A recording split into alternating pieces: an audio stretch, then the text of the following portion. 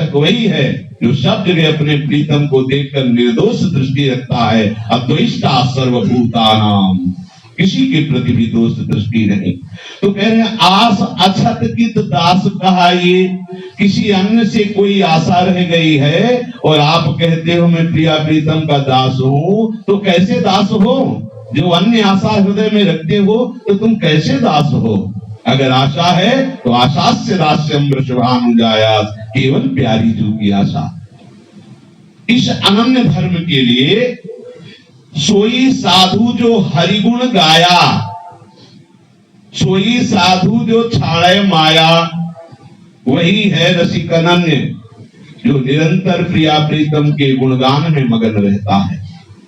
वही है रसिक अनन्य जो माया का स्पर्श भी नहीं करता है।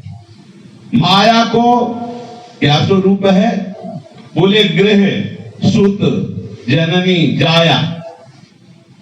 ये दामिनी जैसी चमकनी माया, ये जो माया है ये जैसे बिजली चमकी ऐसी चमकती है और अंतर ध्यान हो जाती है। किन किन रूपों में? माता पिता भाई बंधु पत्नी पुत्र, ये सब मायाकृत है। आप कोई गृहस्थ धर्म से युक्त होकर वर्णाश्रम धर्म का निर्वाह करने वाले नहीं है। अब आप प्रेम धर्म के पथिक हैं। आप अपने धर्म को देखिए। रसिक मंडली में आतन को नीके ढंग लगाओ, दंपति यश गाओ, हर्षाओ हित्सो रीझ रिझाओ, देवन को दुर्लभ या देही तेरे सहरी पाई, मन भाई निधि पाई फिर क्यों जान बूझ विसराई।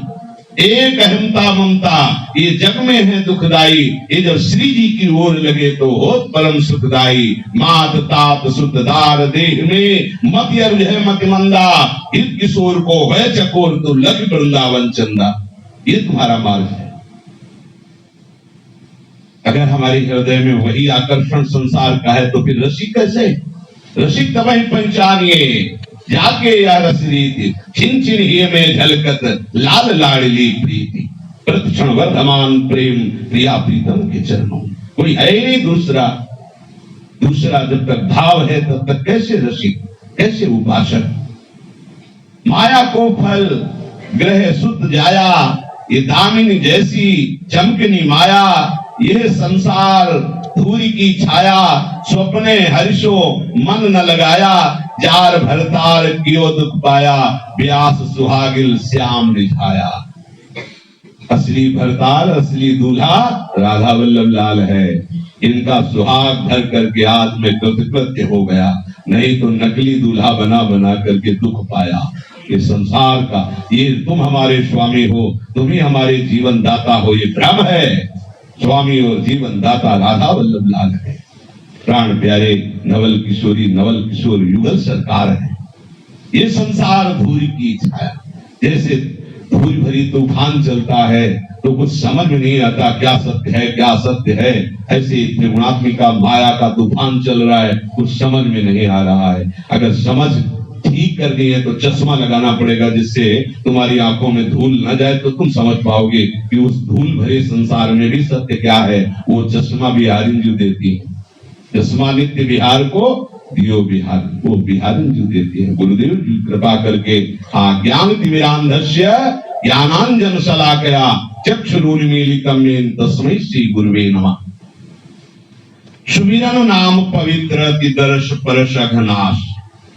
ऐसे रसिक महापुरुषों का सुमिरन, कई बार सत्संग में कहा है कि भक्तों का स्मरण अपनी दिनचर्या में अवश्य होना चाहिए। सामूहिक रूप से तो श्रृंगार आरती के बाद होता ही, हम सो इन साधन सो पंगत, पर आपकी दिनचर्या में भी होना चाहिए, अलग से भी होना चाहिए।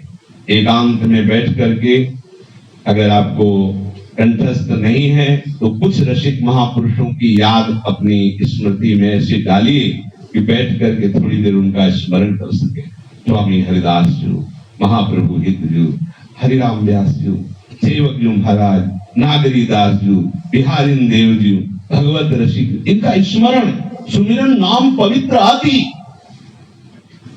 रामानंद अंगद सोभु हरि व्यास ऋषि देव के नाम सो सब जग होत पुनीत। देखो एक एक के नाम से वो सब जग हो, ये रहस्य है, ये जल्दी समझ में नहीं आता है। अजहु सोच विचार गए गए भक्तन पलोट, हरि कृपाल सब पाचली क्षमे तेरी खोट। हरिराम व्यास जी कह रहे हैं, निरखि हरिदासन नयन शिरात। ये जो जुलत ज्वालम संसार है, इसको देखते देखते आंखें जल गई। अगर शीतलता प्राप्त होती है तो किसी हरिदास के दर्शन से। आचार्य परंपरागत वैष्णव चिन्हों से सुशोभित है। जिह्वा धीरे धीरे अपने आराध्य देव का नाम का रसास्वादन कर रही है, हृदय उनकी ठसक से पुलकित है। ऐसे महापुरुष के दर्शन से ये सतरति सतरति सलोकांत मत भक्ति युक्तो भुवनम पुनः। अहो भाग्य, ये तो धाम में हो, ये जैसे गन्ने की खेती में एक से एक गन्ना, ऐसे ये प्रेम धाम है, ब्रज धाम है। यहाँ एक से एक महाभागवत गुप्त रूप से, प्रगट रूप से, दोनों रूपों में विराजमान। अहो भाग्य, अहो भाग्य।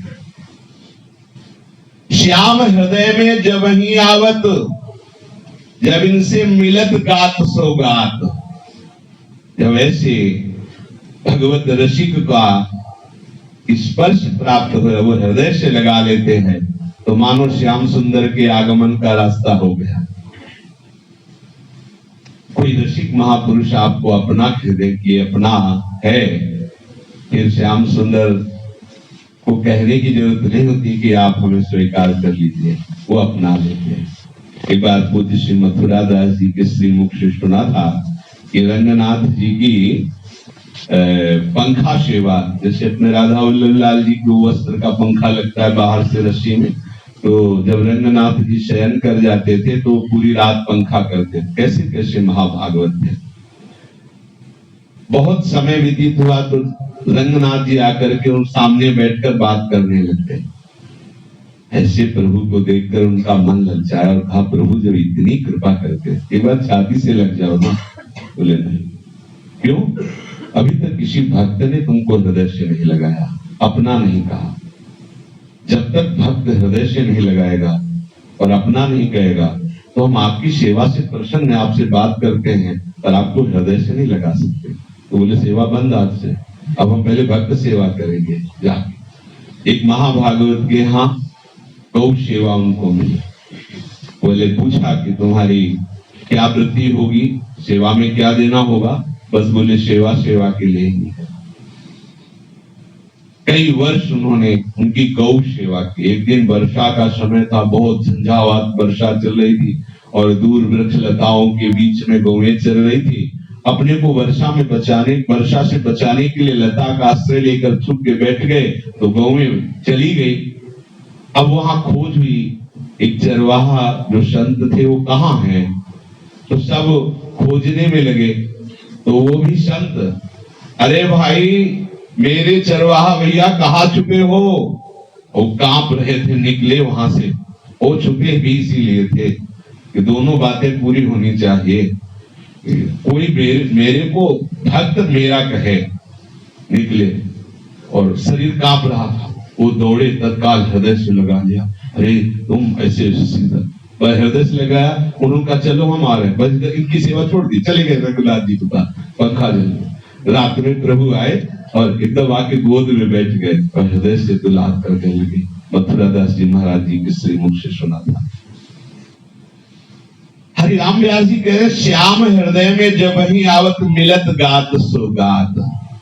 तरस परस ये परस, ऐसे महापुरुषों का स्पर्श प्राप्त हो जाए। अम्बरीश जी भी तद्भृत्य गात्र, प्रभु के जनों की गात्र स्पर्श, अन्य नहीं। अन्य के लिए तो कहा है, तिनको परस न कीजिए तजिध्रु तिनको पास। अब रस में रहिए, उनको छू न जाए। ये सब ज्ञान विज्ञान के बाद की बातें हैं। ये प्रेम की अनन्यता, कोई ऐसा न समझे कि वो अज्ञानी है, दूसरे में भगवत बुद्धि, इसके बाद की ये बात है। ये भेद से अभेद होने के बाद जो ममता प्रकट हुई प्रियालाल के चरणों में, ये तभी तो भगवत रसिक रसिक की बात है। रसिक बिना कोई समझ सके ना। श्याम हृदय में जब ही आवत मिलत गात सौगात। जब तक भक्त का स्पर्श प्राप्त नहीं होता, सानिध्य प्राप्त नहीं, तब तक प्रभु के आने की संभावना नहीं रहती।